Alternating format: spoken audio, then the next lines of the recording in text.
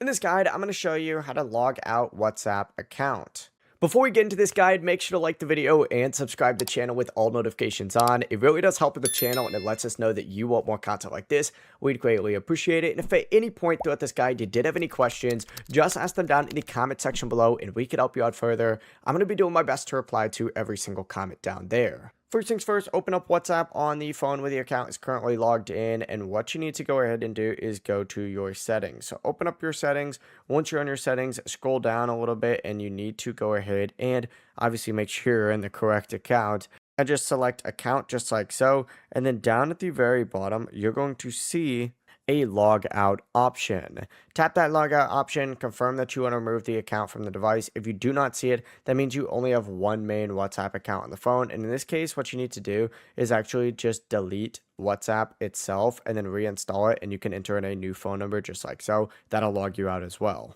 Before you leave this guide, make sure to like the video and subscribe to the channel with all notifications on. It really does help the channel and it lets us know that you want more content like this. We'd greatly appreciate it. And if at any point throughout this guide you did have any questions, once again, ask them down in the comment section below and we could help you out further. I'm going to be doing my best to reply to every single comment down there. Have a great rest of your day though.